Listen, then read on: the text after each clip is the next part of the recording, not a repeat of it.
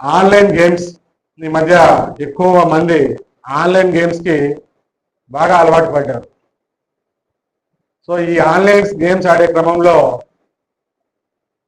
మీరు కొంత అమౌంట్ ఆ గేమ్ ఆడే ప్రాసెస్లో కొంత అమౌంట్ క్రెడిట్ చేసి దాని ద్వారా in the form of amount or in the form of coins వాళ్ళకి ఇచ్చి మీరు ఆ గేమ్స్ ఆడితే మీరు విన్ అయిన అమౌంట్ని ఇమీడియట్గా మీ అకౌంట్స్కి with in fraction of seconds మినిట్స్లో క్రెడిట్ అవుతాయని చెప్తూ వాళ్ళని ఇండ్యూస్ చేయడం, వాళ్ళని యూత్ని ప్రలోభ పెట్టడం.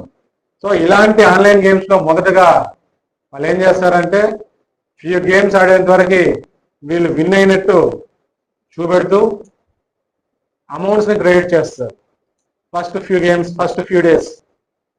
సో దీస్ పీపుల్ అట్రాక్ట్ అవుతారు. ఈ ఆన్లైన్ గేమ్స్ ఆడేటువంటి యువత ఎక్కువగా ఇనిషియల్గా వాళ్ళకి అమౌంట్స్ క్రెడిట్స్ అవుతాయి first few games and first few days. So వాళ్ళకి ఒక నమ్మకం కలిగించిన తర్వాత then they will start game play. So ప్రతిదీ కూడా ఆ గేమ్కి సంబంధించిన యాప్ సంబంధించి ప్లేయర్స్ ఏం ప్లే చేస్తున్నారు, వాళ్ళ యొక్క మూమెంట్స్ ఏంటి, నెక్స్ట్ మూమెంట్స్ ఏంటి, వీటన్నిటిని కూడా వాళ్ళు థర్డ్ పర్సన్ మానిటరింగ్ ఉంటుంది. ఆ థర్డ్ పర్సన్ మానిటరింగ్ ద్వారా వాళ్ళు ఏదన్నా ఫేవర్గా ఆ గేమ్ అనేటువంటి పర్సన్స్ పోతుంటే మార్చేస్తారు.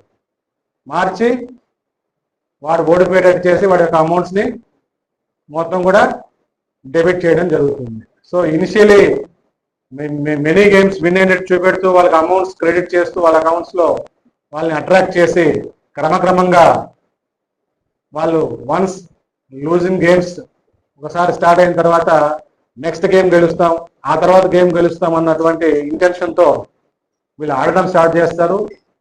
సో వన్స్ వీడు అట్రాక్ట్ అయ్యాడు, ఆడడం మొదలుపెట్టాడు కంటిన్యూస్గా అన్న విషయం డేటాబేస్లో వాళ్ళకు ఉంటుంది. Then immediately they will play game and వాళ్ళ యొక్క అకౌంట్స్ నుంచి అమౌంట్ అంతా కూడా డెబిట్ చేసి వాళ్ళ యొక్క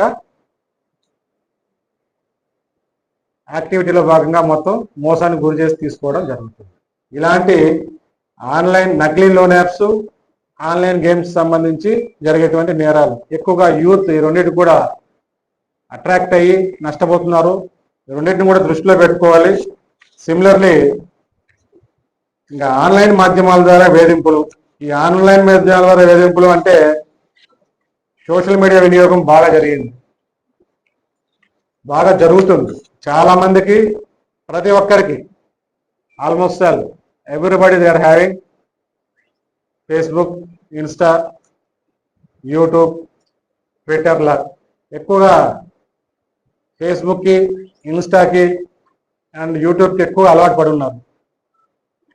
సో ఈ ఇన్స్టా అండ్ ఫేస్బుక్ యూజ్ చేసే క్రమంలో రకరకాల ఫ్రెండ్ రిక్వెస్ట్లు వస్తుంటాయి. రకరకాల నేరగాళ్ళు ఈ యొక్క మాధ్యమాల్లో తిష్టవేసి ఉంటారు. వీళ్ళ యొక్క అకౌంట్స్ యొక్క డేటాని పరిశీలించుకొని జనరల్గా ఈ సోషల్ మీడియాకి సంబంధించినటువంటి అకౌంట్స్ క్రియేట్ చేసేటప్పుడు వాళ్ళ యొక్క వ్యక్తిగత డేటాని చాలామంది ఫిల్ చేస్తుంటారు. వాళ్ళ యొక్క ఇంట్రెస్టెస్ ఫిల్ చేస్తుంటారు, వాళ్ళ ప్రొఫెషన్స్ ఫిల్ చేస్తుంటారు, వాళ్ళ యొక్క జీమెయిల్స్, ఫోన్ నెంబర్స్ అంతా డేటా కూడా ఫిల్ చేస్తుంటారు. సో ఈ నేరాలు పెరిగే క్రమంలో ఇప్పుడు ప్రైవసీ ఆస్పెక్ట్స్ వచ్చాయి.